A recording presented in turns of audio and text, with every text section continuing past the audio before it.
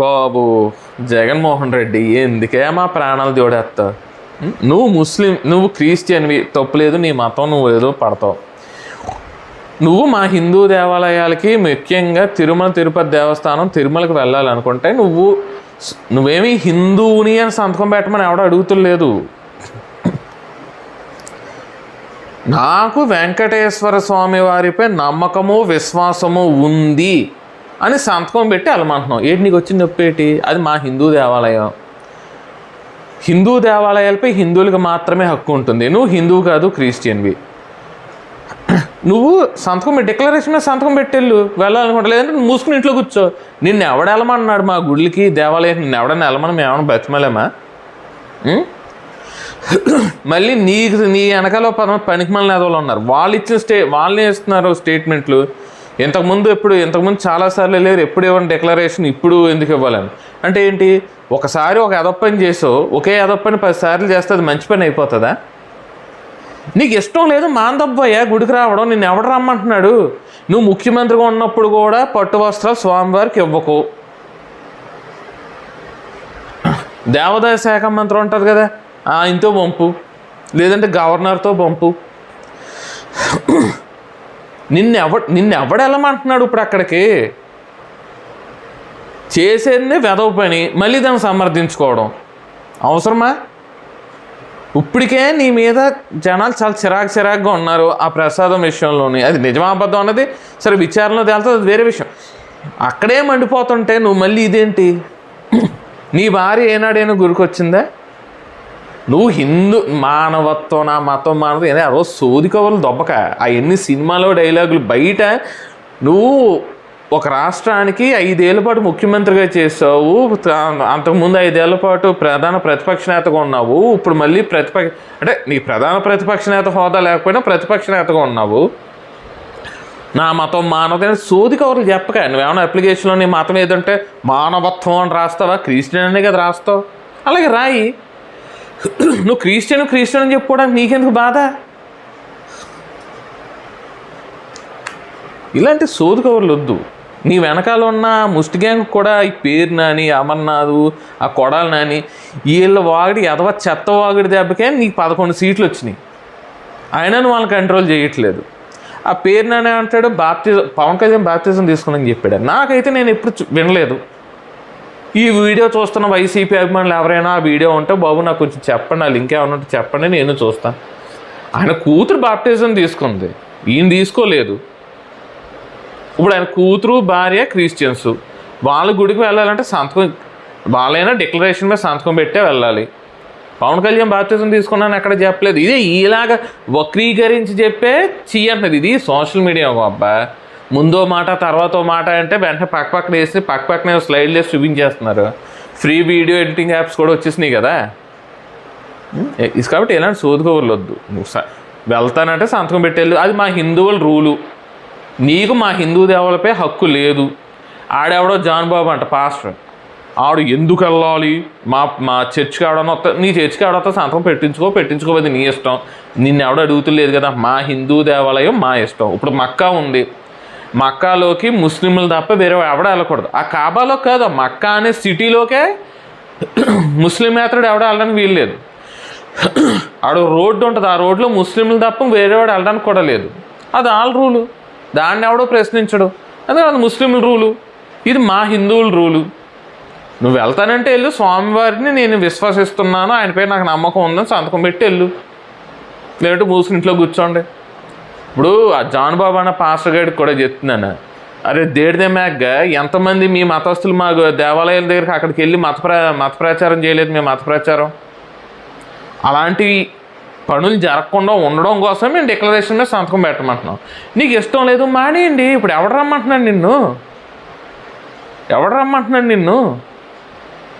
మా ఫ్రెండ్ ఉన్నాడు, వాడు క్రిస్టియన్, కానీ దొంగ క్రిస్టియన్ కాదు, వాడు బీసీగా రాయించుకున్నాడు. మేము డిగ్రీ చదువుకుంటున్నప్పుడు అదేట్రా నువ్వు ఎస్సీ కదా బీసీ అని రాయించుకుంటున్నావు ఏట్రా అంటే, లేదురా మేము హిందువులు కాదు కదా, మేము క్రిస్టియన్లోకి మారిపోయాం కదా, మారిపోతే మేము ఎస్సీ అని చెప్పుకోకూడదు, బీసీ అనే రాయించుకోవాలి అని బీసీ అని రాయించుకున్నాడు.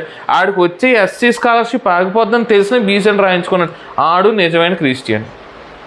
వాడు మాతో పాటు గుడికి వచ్చాడు. గుడికి వచ్చినప్పుడు ఆడు సంతకం కూడా డిక్లరేషన్ మీద సంతకం పెట్టి వచ్చాడు పైకి. ఇప్పుడు ఆడు చెప్పకుండా వచ్చేచ్చు ఎవడో తెలుస్తుంది? ఆడు క్రిస్టియనా హిందూ అని ఎవరికి తెలియదు.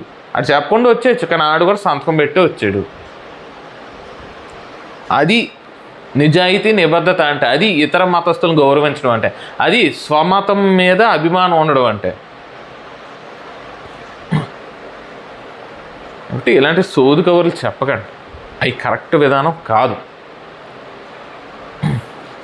ఇకపోతే ఖచ్చితంగా అక్కడ ప్రసాదంలో కల్తీ జరిగిన మాట వాస్తవం. అయితే అక్కడ ప్రసాదంలో జంతువు కొవ్వు కలిసిందా లేదా అన్నదే 100% కన్ఫామ్గా తేలాలి. ఇక్కడ ఇంకో విషయం చెప్తున్నా, నిజంగా జంతువు కొవ్వు కలిసిందా జగన్మోహన్ రెడ్డి డౌట్ లేదు. ఇంకా ఒకవేళ కలవకపోయినా చంద్రబాబు నాయుడు గారు ఆ కావాలని అబద్ధం చెప్పారా, లేదంటే అధికారులు ఇచ్చిన తప్పుడు నివేదిక మీద బేస్ చేసుకునే ఆ మాట అన్నారా, లేదంటే అధికారులు చెప్పింది దీనికి సరిగ్గా అర్థం కాక ఆ మాట అన్నారో. కానీ ఒకవేళ ఆయన చెప్పింది అబద్ధం అయితే మాత్రం చంద్రబాబు నాయుడు అవుట్, చూసుకోక్కర్లేదు. ఎందుకంటే గతంలో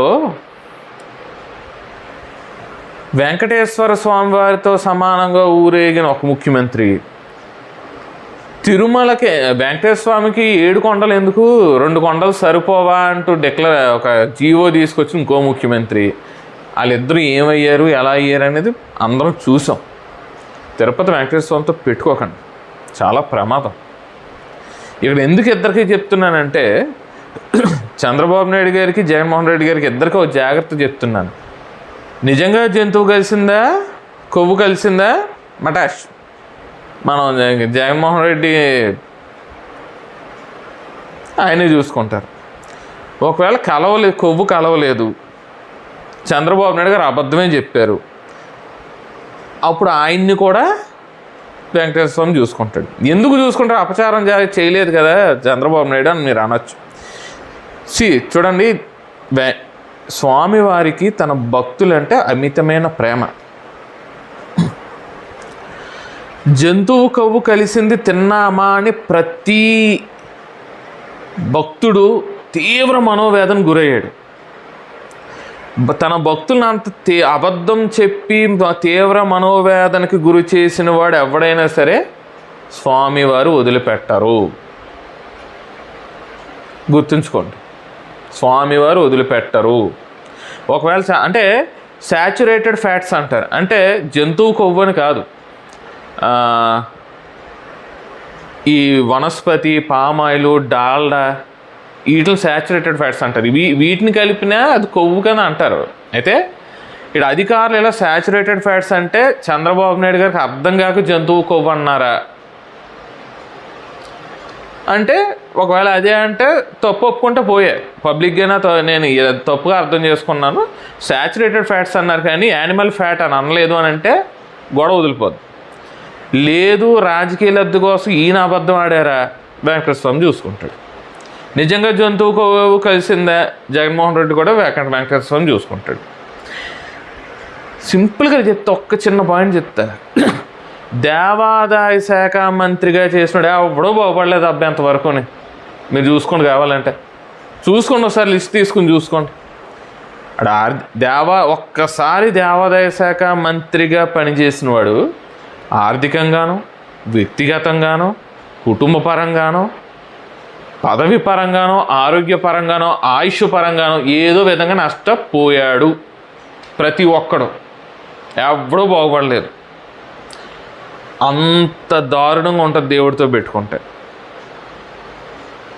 అది కాబట్టి నిజమేంటి అనేది మీ అంతటి మీరు ఎవరైనా సరే మీ అంతటి మీరు ఒప్పుకుంటే బెటర్. 2, జగన్మోహన్ రెడ్డి గారు మీకు గుడికి వెళ్ళాలి అంటే డిక్లరేషన్ మీద సంతకం పెట్టి వెళ్ళాలి. అది మా హిందువుల డిమాండ్, మా హిందువుల గుడి, అది దానిపై మా హిందువులకు మాత్రమే హక్కు ఉంది, వేరే ఏ మతస్థుడికి హక్కు లేదు.